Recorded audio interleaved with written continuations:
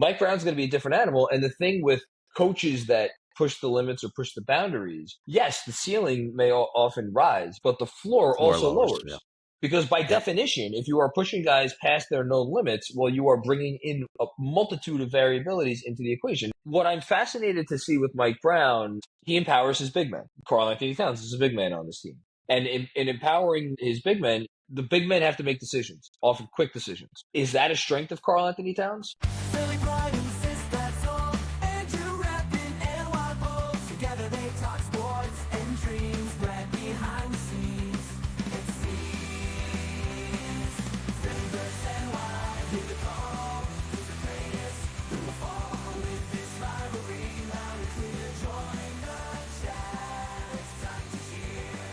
Sports and culture all in one. Catch the fire, feel the fun. Andrew Sistat, glad unite. Philly NY in the spotlight.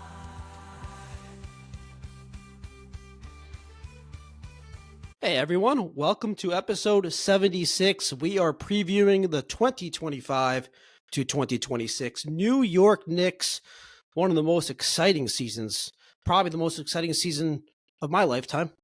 And to do so, we have a very special guest. I'm honored and very grateful to have Knick Film School's founder and president, Jonathan Macri. John, thanks so much for coming on and joining. I have to correct you, though. I'm not the founder of Knicks Film School. That would be Jeffrey Malone. Yes, I'm Jeffrey sorry. Malone. No, it's okay. I wish I was smart enough to have founded Knicks Film School. I mean, I'd like to think I have a little bit of a hand in making it what it is. But no, Jeffrey Malone, my good friend, who writes about the Mets now, or has been writing about the Mets, I should say, for several years. No, the original Knicks Film School Twitter account, which is how this all started, that was his baby, putting out clips of Ron Baker and pretty soon after Frank Ntilikina, and here we are now talking about a team that I guess is going to contend for a championship if they can get healthy. Well, I apologize to Jeff then, right? So sorry, Jeff. You probably won't be listening to this, but thank you for starting it. John, the point is though, I sent you this email. Obviously, we don't know each other. You don't know me. For you to just get a cold email and be like, yeah, I'll come on.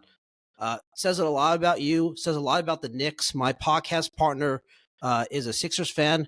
He had reached out to his favorite Sixers podcast and got nothing back. That says all you need to know about the Sixers and the Knicks in New York and Philadelphia. Look, I remember what it was like when I was just getting started, and the feeling of like the intimidating feeling, the feeling like it's like this interminable uphill climb. And I'll tell you a very quick story. I think I had, I don't know, 4 or 5 episodes of the Knicks Film School podcast in the bank. Like, I had a couple thousand followers on Twitter probably. And, I've been writing at the time for the Knicks Wall for a little while, and then me and Jeff went and kind of branched out. But, not that I'm anybody now, trust me, but I definitely wasn't anybody then. And I got I added or tweeted or something, or replied to something Howard Beck on Twitter. Okay. And it was about something he said on a pod about saying that Tim Hardaway, I will never forget this, that Tim Hardaway Jr.'s contract was like a total and complete disaster, but that Danilo Gallinari's contract, and I don't even remember what team Gallo was on at the time, but it was when he was like, I think Denver? he signed for like 3 years and $60 million. I don't know if he was still on Denver. He might have been, honestly. Okay. It's neither here nor there. But he was like poo-pooing that. And I was like, I took issue with it. I was like, how could you say Tim Hardaway Jr. is a terrible contract and Danilo Gallinari's contract is fine? And he actually responded to me, and I was like, why don't you come on the pod and we can talk about it? And he's like, fine, done. And we got in touch, and he came on the pod. And like, how, maybe not Howard isn't maybe the name that he used to be, but he's obviously he works for the Ringer now. New York Times for a long time, LA, covering Kobe and Shaq. Like he's he's one of the most accomplished basketball writers on the planet. And then he came on this Nothing podcast to talk with some shithead Knick fan. Like I will never forget that. And the only reason I don't maybe do more of these now is time. You know, Do as I people was kind reach of out? Do people like me reach out regularly? I get it sometimes, and honestly, it kind of depends on like if you catch me in the right, not like not if I'm in like a good mood or anything. Like if you catch me in the right week, and I'm like, okay, I might be able to have a pocket of time. Like when you asked, I was like, all right, I'm probably going to be sitting down watching the opening night games anyway, so I could double dip. And yet at the same time, when I said that I would come on here, I completely had forgotten. My wife is going to be out of the house, my older daughter, and I'm going to be alone with my younger one. Thankfully, she's 4.5, and she's so I set her up with some grapes and her iPad for a little bit, and here we are. Well, I'm glad it worked out. Thank you so much. And yeah, I actually found Knicks Film School. I really on Twitter, just seeing a bunch of tweets, and then eventually that got me into the YouTube channel, the podcast, and I've become a regular listener. You guys do a great job. You have like something for everyone. You have like the X's and O's guys. You have like the cap breakdown, which Benji, DJ, all people much smarter than me that keep me afloat. It's very generous of them. Yeah, it's pretty incredible that you have someone for everything. So you guys are doing a great job. All right, let's talk about the Knicks. Let's talk about the most exciting or the most anticipated season that at least I've had in my lifetime. I was too young for 94, 95. I was like 4 or 5 years old. So I wanted to get your take, get a vibe check. You're in the weeds on this every day. You're obviously doing a lot of pods. You're doing a lot of collaborative pods with other Knicks content creators. Get your take on how you feel about the anticipation, about the excitement. Is there some hesitancy there? Is it like, I feel weird being too excited about this? And then, of course, as we get into this, I think we got to combine this with the news that broke a couple hours ago about Mitchell Robinson and Josh Hart being out for opening night. So I would say, all right, how am I feeling about this next season? It's weird. I don't excitement, and this is gonna sound horrible, but I'm be honest. Excitement is Please. not an emotion that I've had before next season in a couple of years, just because I think the nature of how we do what we do, like the beginning of a season for me is the beginning of like a 7, 8, potentially, well, no, at best it would be 8 months, right? Like long grind.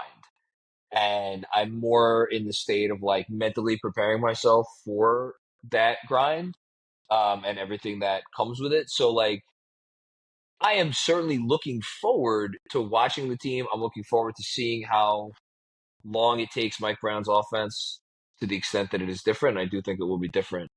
How long it takes that to really gel, you know, but at the same time, I am, and this is even before we got the injury news. I shouldn't even say the injury news today. It's been trending this way for several days. Yeah. But like, even before we've kind of learned that Mitch and Josh would not be there to start the season, I thought this was going to be a bumpier road out of the gate. Like, I saw people responding to like a couple of plays or a couple of clips where, it was like Deuce or Mikal Bridges like strolling down an open lane against the corpse of the 76ers in Abu Dhabi. And I want to be like, guys, it ain't going to be that simple. Yeah. But, at the same time, like I am, even though I do this more as a profession now, there's always like the fan in me is never going to die. Like I'm always going to be somewhat naively hopeful of, well, maybe it's all going to magically come together on the right ground. And I do think the offense will be good. I just don't know if he is going to be able to reinvent the wheel when it comes to some players and their skill sets and maybe strengths and weaknesses that guys have. And here's my daughter coming to visit. Anyway, continue. Yeah, so let's get into the Mike Brown era. So I know you were a big Tibbs guy. So for everyone, the audience that's not familiar, John was a huge Tibbs guy, the leader of the Tibbs fan club. So That's with going to be Mike on my Brown, gravestone at this point. it's. I was big on Tibbs, but not quite on the level that you were. All this stuff about Mike Brown, I actually have a segment a little bit later on. I'm calling it the cold water segment, and Mike Brown's going to be part of that. But what are your expectations for Mike Brown? Obviously, everything that's out there is ball movement, pace, all that stuff. What are your expectations?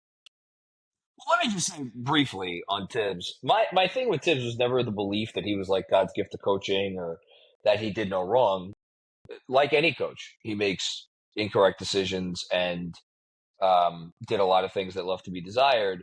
I think my issue was that he, like, there were just a lot of fans that had become tired of his act after a while. And I always got frustrated with, like, assumptions that, he was just doing things because he was stubborn and set in his ways, when more than any coach probably that has coached in the league in recent memory, Tom Thibodeau does always have rationale and reasons for doing what he's doing. He's not like a stupid old man. You may not agree with those reasons, but, this will transition to Mike Brown, it's going to be interesting whether, like, because my thing was always like, be careful you don't take the Thibodeau floor for granted. I begrudgingly acknowledge that the ceiling of a Thibodeau team, because he does not always push the boundaries. He is very much in line with, like, I want to know what my known commodities are, and I want to hammer those home, as opposed to seeing what might be possible if I push this guy to his limits or that guy's to his limits. Mike Brown's going to be a different animal, and the thing with coaches that push the limits or push the boundaries, yes, the ceiling may often rise, but the floor also lowers. Yeah. Because by definition, if you are pushing guys past their known limits, well, you are bringing in a multitude of variabilities into the equation. Now, we've had some players here over the years. We have some players here now. Deuce McBride's one name that comes to mind, where I think people have often looked at them and be like, well, this guy's capable of doing a lot more. Let him loose. And what I'm fascinated to see with Mike Brown, and I think he's going to do well, but, like, for instance, he empowers his big men. Karl-Anthony Towns is a big man on this team. And in empowering his big men, he puts a lot of, and I talked to Fred Katz about this on his pod, I think yesterday, puts like, the big men have to make decisions, often quick decisions.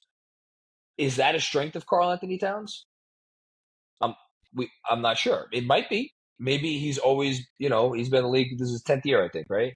Maybe he's always been someone that should be given more decision-making responsibility and all that sort of stuff. But I don't know. OG Anunoby is a guy that we have at times over the year and a half he's been here, for all he's great at, criticized for maybe not always being, again, the best decision maker with the ball in his hands.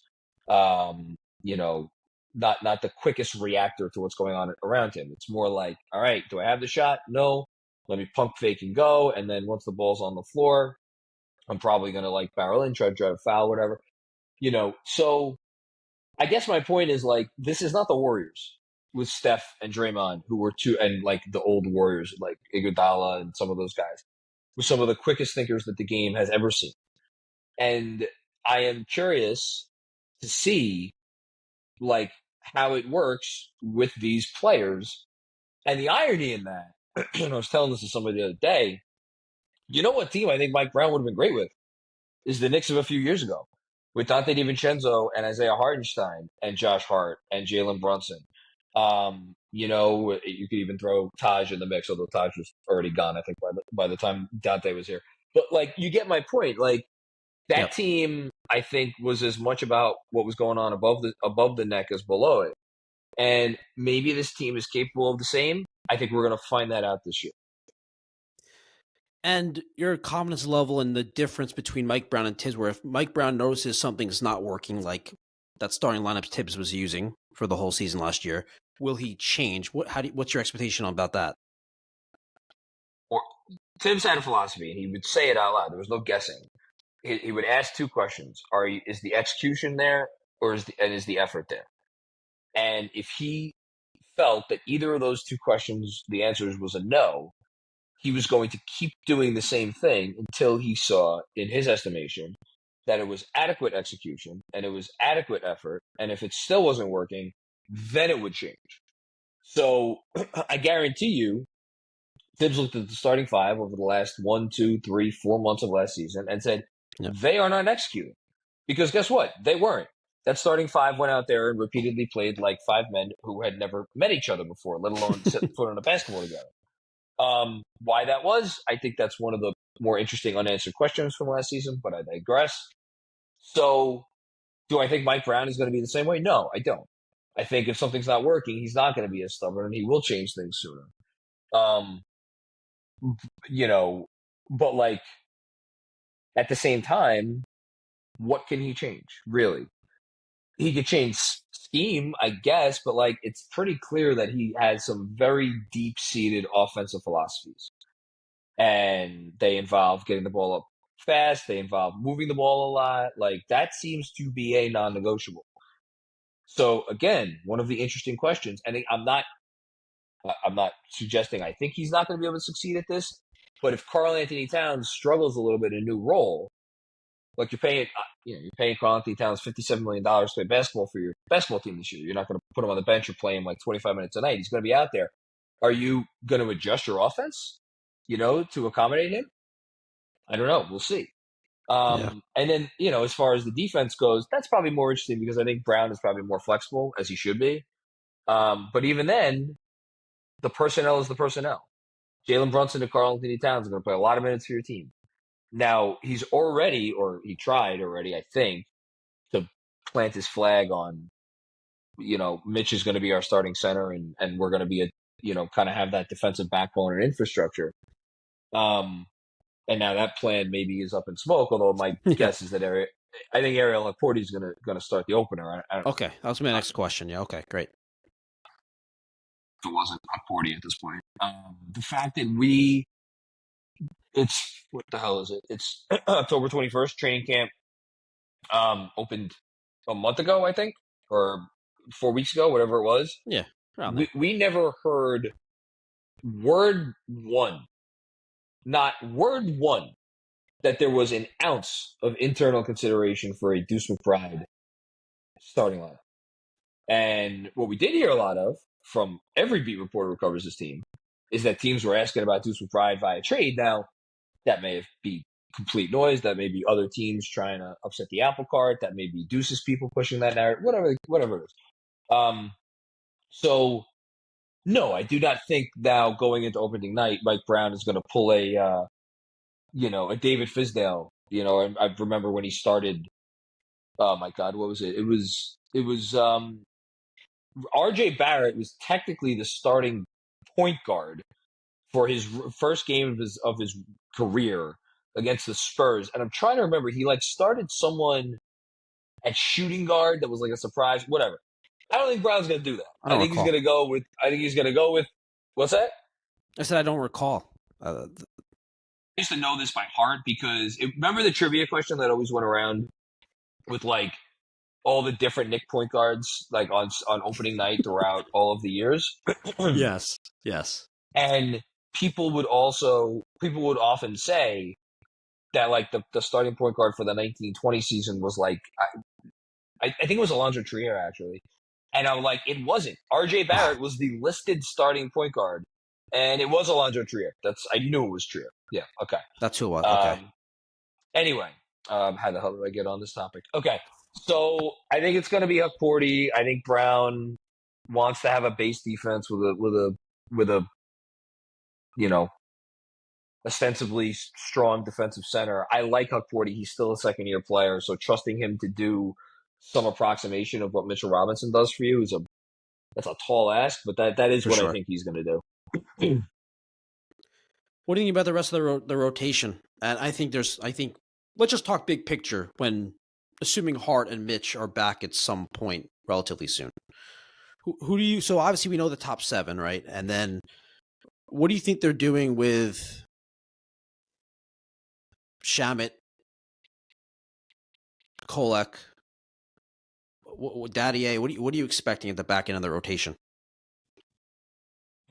I'm expecting when their top 9 are healthy, they're going to play 9 guys. And I think the simple reason for that is if you look at their top 9, they have 4 starters who are going to command minutes a night. Mitchell Robinson, if he could ever get on the court, is going to play, at least half the game, 24, 25, 26 minutes. I don't see Mike Brown playing Josh Hart like 18 or 20 minutes. I think Josh Hart, once he gets back on the court, unless he's hampered by injury, if he's healthy, I expect him to be a 25-minute plus a game guy. And all of a sudden, you do the math, like it's not many minutes I left. think I think Deuce is going to play 20 plus minutes. I think Clarkson's going to play 20 plus minutes. I think Yabusele is going to play 18 to 20 minutes. There's no room for a 10th guy. Now, if one or more of those guys are out, like is the situation going into opening night, then I think we could see 10 guys. Because then all of a sudden you lose a couple of your players that you want to give those minute totals and the higher numbers, and then you could suddenly squeeze a 10th man in the rotation. So I would say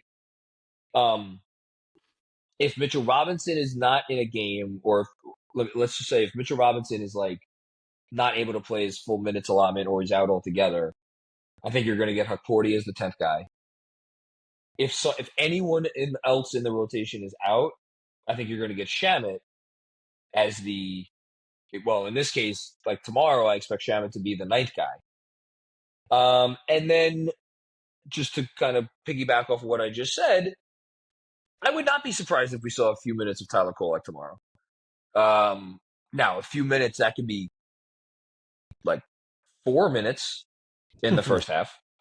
But I actually, if I could bet on it, I would bet that Tyler Kolek sees some time. I think it's more likely that you or me will step foot on the court for the Knicks this season than Pacome Daddier. And I like what we saw from Diawara at times in the preseason.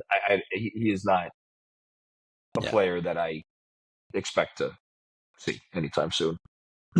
Makes sense. All right, yeah. I wanted to talk Giannis. It's kind of an older story now. I feel like we've settled into it.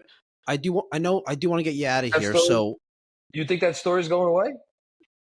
I think it's going away for now. No. All right, so let's talk about it then. I said it when Shams dropped it wasn't that what was in the report was that revelatory, because like I even said it that day. I had heard stuff this over the summer, and obviously like the Giannis stuff has been out there for years. But the fact that the report came out when it did, right before camp, and it contained like in the report, it said Octagon. Internal discussions in Octagon, which is Giannis' agency. So how the hell do you think Shams, like that? He's not beating around the bush here. He's like, they came and told me this. This is coming from them. Because I guarantee you the Bucks didn't plant that story, and I guarantee you the Knicks didn't go plant that story. So this is coming from Giannis' people. And then we get to media day, and he doesn't deny anything in the report. Nobody on the Bucks end denies anything in the report. So it is completely and totally out in the open that Giannis is going to probably play for the entire season with Milwaukee, but he is giving them this year, essentially, to convince him. And as he said, check back with me in 6 or 7 months. Who the hell knows what I'm going to think then? So this is the biggest story in the league. There are, however long your list is of guys that actually make a difference when we're talking about championship equity. I don't know. For some people, that list might be 5 players long. For some people, it might be 8 players long. For some people, that list might be 10 players long. Whatever your list is, A, Giannis is on it. B, he's going to be on it for a while. And C, if you look at everybody else on the list, he's the only one under the age of like 37 that has a chance of going anywhere in the foreseeable future. Everyone else is locked in. Now, I say that, probably famous last words. We live in a league where we exist in a world where Luka Doncic got traded last year. Yeah. I still feel pretty confident in saying he's the only one of those guys that is maybe going to change teams in the next couple seasons. And for that reason alone, if he came out and was like, I want to go play for the Knicks, which again, nobody's disputing. Like, this is a massive story. I know Knicks fans are going to be sick of hearing about it. A lot of them are already sick of hearing about it. It's going to be number one on my radar, moving forward. John, let me ask you this way. Sure. When do you think you will give me not an exact date, but give me a month when you will go on your podcast, Knicks Film School, and do an episode dedicated to the Knicks and Giannis rumors?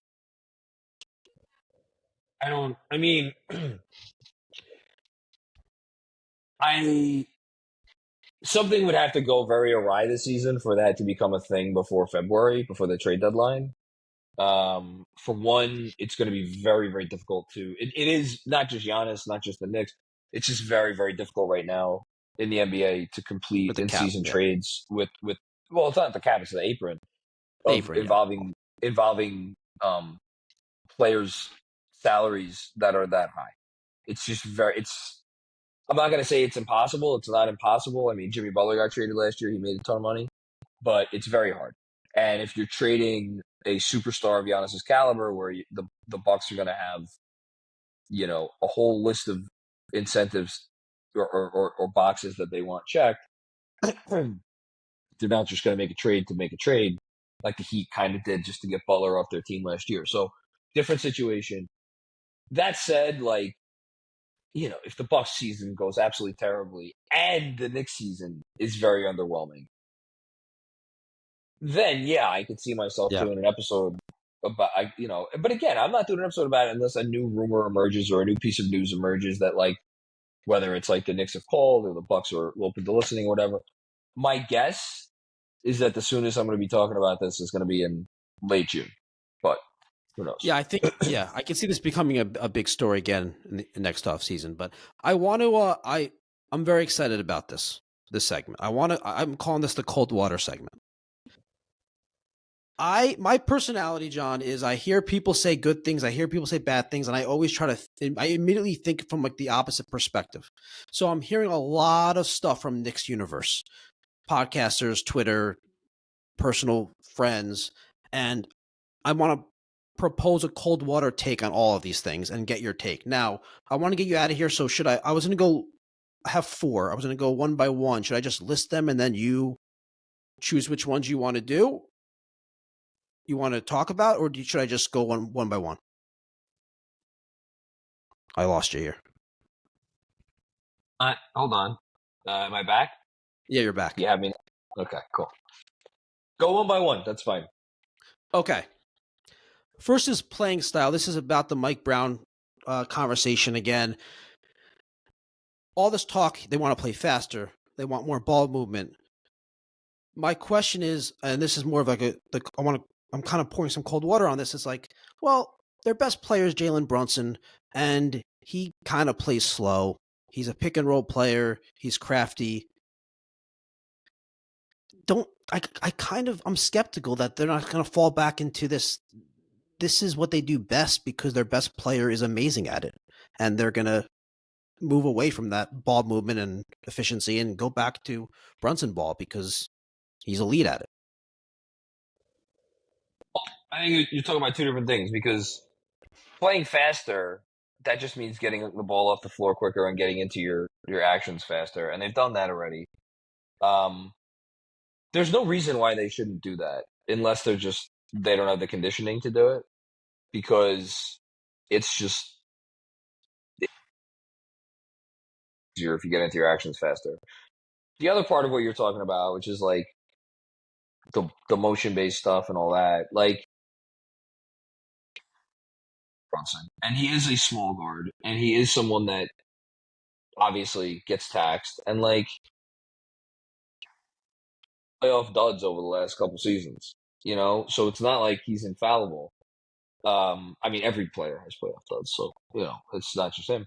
But like the notion of, I agree with the sentiment of you're way too talented in your top four specifically to be a heliocentric or anything resembling a heliocentric team.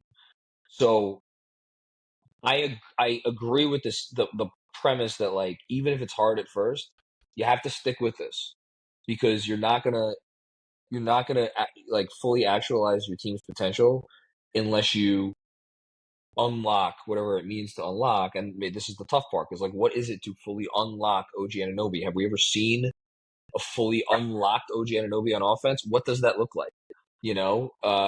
McCall, we kind of saw it in Brooklyn, kind of, but he was also given free reign to do whatever. So is that like, and then Cat, like, we've been sitting here trying to figure out Cat's optimal usage on offense for, again, 9 years.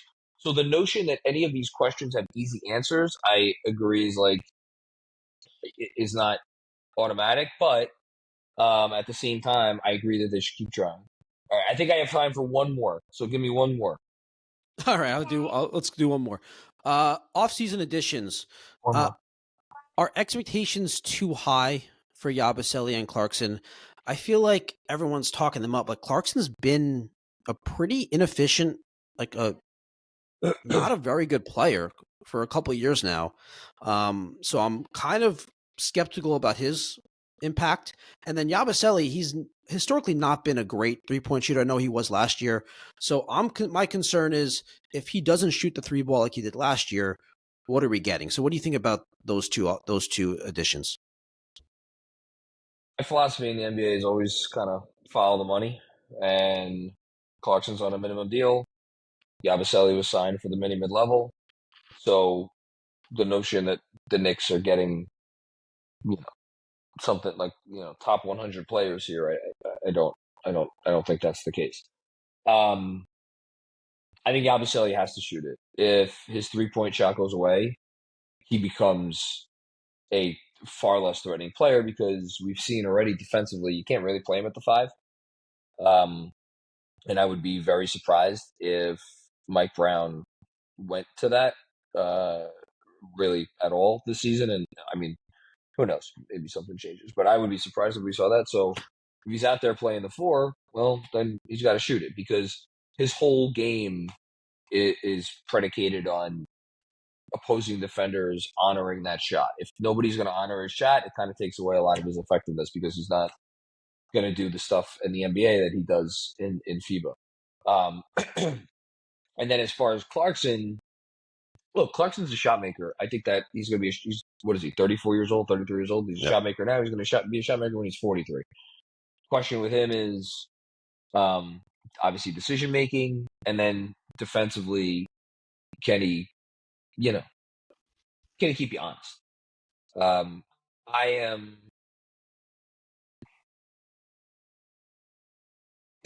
think I'm actually probably a little bit more bullish on Clarkson, but like there's certainly a world where we get to like May and we're it's 2-2 in the freaking East semis or something, and all of a sudden Brown's like afraid to play either of those guys more than a handful of minutes and a half. Like that wouldn't shock me. I don't like the notion that either of those guys are like guarantees, or I just don't see that.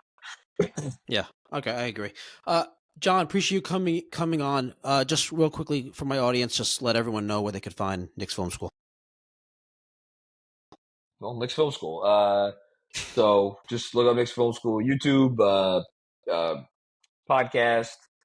All of our socials are Knick Film School, SKOOL.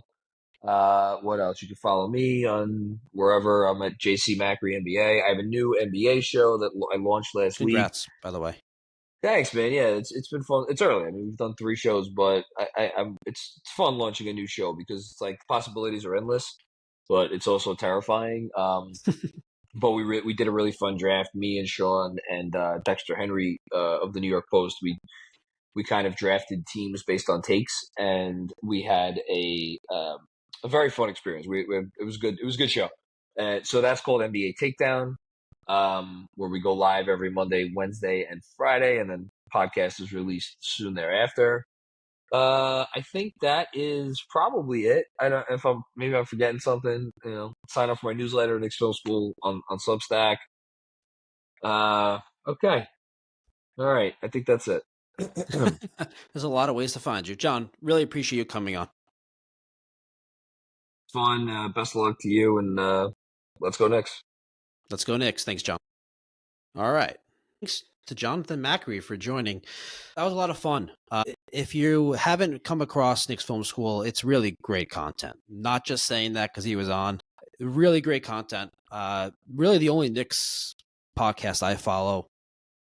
And yeah, they do a great job. He has someone, he has like something. I think I mentioned it with him on, like someone for everything. He has he has X's and O's guys. He has his apron salary cap guy. He had, and they just do. They basically they cover everything. They're on top of everything. So go check them out. They're great. We were a little pressed for time, so wanted to cap a couple things off. Action. Kind of surprised that he thinks the Giannis story is very much a story. To me, I just think it's kind of I guess from talking to him, maybe it's more of an under the radar story where it's something that it's kind of there, and then maybe depending on the circumstances for the Bucks and the Knicks, you check in closer to the trade deadline, and then it becomes a bigger story, a louder story in the offseason if the Knicks don't win a title. But if the Knicks win a title, I assume that it's a completely dead story, and the Knicks wouldn't have no interest in trading for Giannis. So, and also maybe depending on how they look, if they come really close, losing the finals to the Thunder, or one of the the Nuggets, or one of the top West teams, and they bring it to 6 games or something like that, maybe then also they don't have interest in making a big move like that has a lot of risk. I think that was those were the main takeaways. I did have a couple thoughts that was obviously more of an interview. We're going to let John talk about the Knicks. I do want to take a couple minutes just to share some of my thoughts on this team. Leading up to the start of the season, it's the excitement, the anticipation. It almost like in my mind thinking like, is this real? Like I haven't been like, are the Knicks for real? Like, is this happening? And yeah, I mean, look, they're the betting favorite to come out of the East. They're for real. One of the cold water takes I didn't get to with John was I wanted to ask him. I feel like Knicks fans, Knicks content creators, Knicks media, and really NBA media coverage, all the podcasts, I think they're assuming too much, or I think they're being a little neglectful about the Eastern Conference. The takes are it's the Knicks or the Cavs. I can't see anyone else. And it's like, well, yeah, this time last year you would have said that about the Celtics, maybe the Sixers, maybe you threw in the Knicks, threw in the Knicks there, but you didn't see the Cavs taking the leap that they did last year. You definitely didn't see the Pacers making a run to Game 7 of the finals. So always leave room for a team to surprise you. And I think the total rejection of and it's not individually, I get it. The Magic, we can pick apart the Magic. We can pick apart the Pistons. We can pick apart the Hawks. We can do this all individually, but you have to understand that, hey, like, yeah, any one of these teams, it only takes one, can surprise us and take a big leap and be in that conversation, be a contender to come out of the East, be the competition to the Knicks. And I don't know, probably not, but even like, what if Joel Embiid and Paul George are healthy? What if they're healthy all year? What if they're playing really well along with Maxey and Edgecombe and that group? So I just think that there's this, and I really wish I was able to bring this up to him, but there's this level of like, kind of like almost, it's kind of almost on the level of arrogance that Knicks fans have and Knicks media have of like, it's just Knicks or the Cavs. That's what it seems like now, but I would definitely leave room for the leap, the leap from one of those teams, maybe in a team I didn't mention. There's a level of unknown that happens in sports that we shouldn't be so arrogant to think that won't happen just because you can't see it now, because that's how it always works. You never see it now, otherwise we'd be talking about it. But it happens, and it happened last year with the Pacers and the Cavs. So I thought that was something. And the last thing, the thing about I also would have liked to ask him about Josh Hart and Mitchell Robinson. Is the announcement of them and being missing opening night, and like he mentioned it. This is something that we saw coming. If you've been paying attention, Hart's been out with back spasms. He's still has that finger injury that he had surgery on in the offseason, still bothering him. The back spasms he suffered in the first preseason game or second preseason game. He's been out for a while. This was kind of not surprising. He went on his podcast and said feeling okay. I'm hoping to be ready. I kind of took that as he's not going to be ready. I thought if he was going to be ready, he would have just said, "Yeah, I'll be out there." But and the Mitch thing, yeah, he sat out a bunch of games of preseason. They were calling it load management. Now they're calling it injury management. It's Mitchell Robinson. So Mitchell Robinson being hurt and missing games, not very surprising. But I wanted to ask him: is Hart and Mitch missing opening night and Cat being questionable, by the way, is that just like a downer? Like, oh, we're looking so excited for the season and they won't be out there. Is it just like emotional letdown, or is it something that should be really concerning? That Hart has back spasms and an injured finger, and Mitch couldn't, no durability as it is not ready for opening night. Is that something it's been lingering? Is this something that's more concerning? Is it just as simple as, look, they're not ready opening night. They'll miss the first couple of games. There's an emotional letdown since we're so excited about the season. So I think it's with Hart. I think it's more of just an emotional letdown. I'm not really that concerned about Hart. He has back spasms. I think rest helps that. He'll be fine. And Mitch, I just don't have a lot of confidence in Mitch being healthy. I think that comes with the territory. And I think Mike Brown, at some point, if Mitch is out an extended period of time, I think he'll have to go away from the Huck Porty starting at 5 and go with like the Cat at 5 out offensive style. Yeah, I think that was again, Jonathan Macri from Knicks Film School. If you don't follow him, check him out on I follow the podcast. Check out their podcast on the YouTube channel. He does great stuff, great work. They get really into the weeds on the Knicks. Really appreciate him coming on. That was a joke I made early on about, Sistad reached out to his, favorite Sixers podcast. Obviously, he didn't do that. They didn't say no. But the idea, like, this isn't someone who, like, we don't have a mutual relationship, a mutual connection. There's no one referred me to him. I sent a cold email to him. He started an NBA show. He has all this Knicks content coming out to start the season, and he dedicated a half hour to come on to a podcast for someone he doesn't know, for a podcast he obviously never heard of. So really grateful and appreciative, and really enjoyed his insight, and always enjoy his insight. So that was great. Really excited for the next season. Everyone, please give us a like. Please subscribe, and we'll see you next time. Let's go Knicks. Philly pride insists that's all. Andrew rapping and wild balls. Together they talk sports and dreams. Right behind the scenes, it seems. Philly verse and wide. Who the call? Who's the greatest? Who will fall with this rivalry? Loud and clear. Join the chat. It's time to cheer. Sports and culture all in one. Catch the fire, feel the fun. Andrew Sistad, glad unite. Philly and